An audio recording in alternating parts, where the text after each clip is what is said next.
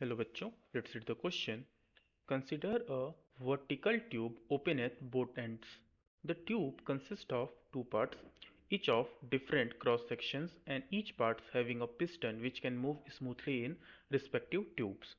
The two pistons are joined together by an inextensible wire.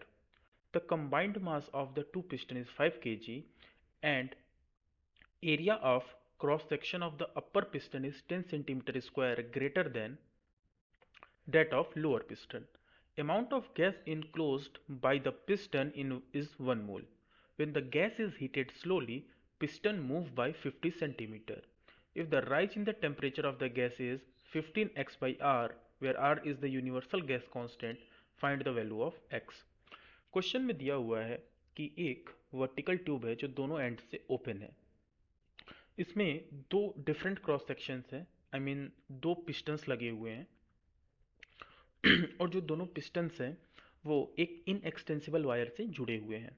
दोनों pistons का जो combined मास है वो 5 kg है और दोनों के बीच में जो एरिया का डिफरेंस है क्रॉस सेक्शनल एरिया का डिफरेंस है वो 10 सेंटीमीटर स्क्वायर का है। तो अगर उन दोनों के बीच में जो गैस इनक्लोज्ड है वो 1 मोल है और गैस को हम स्लोली हीट करते हैं तो जो पिस्टन है वो 50 सेंटीमीटर से मूव करते हैं। Both pistons move by 50 centimetre. चूंकि वायर जो है वो इनएक्सटेंसिबल है तो इनका जो मूवमेंट होगा वो साथ में ही होगा 50 सेंटीमीटर। तो उसकी वजह से जो राइजिंग टेम्परेचर है डेल्टा टी वो 15x बाई आर है। तो हमें इस x की वैल्यू फाइंड करनी है। आइए सबसे पहले समझते हैं। हीटिंग की वजह से अंदर का जो प्रेशर है वो चेंज नहीं होगा।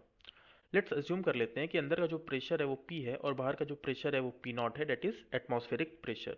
तो इक्विलिब्रियम के केस में वर्क डन जो होगा that is P V1 minus V2 change in volume is equal to P naught A1 minus A2 area का जो डिफरेंस है plus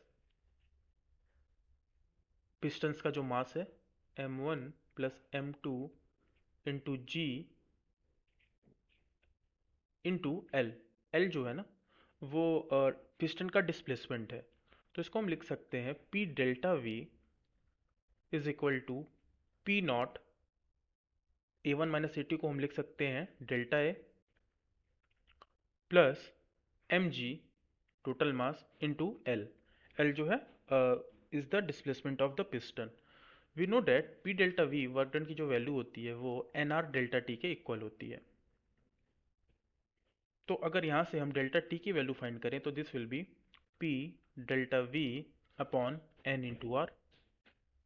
now P delta V की ये वैल्यू हम सब्स्टिट्यूट करेंगे so we can write it as P naught delta A plus M G into L upon N are.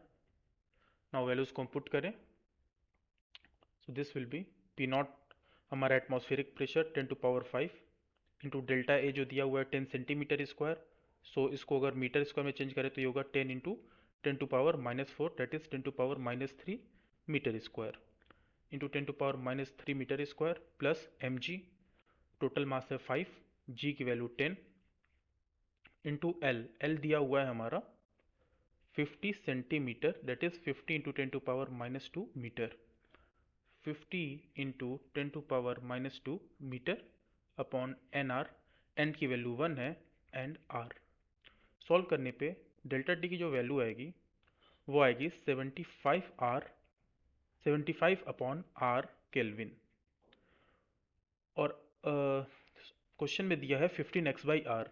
तो इसको अगर हम 15x बाई आर केल्विन के इक्वल कर देते हैं तो x की जो वैल्यू आएगी 15 आर से आर कैंसिल 15 से 75 5 टाइम्स में कैंसिल तो x की जो वैल्यू आएगी डेट विल बी 5।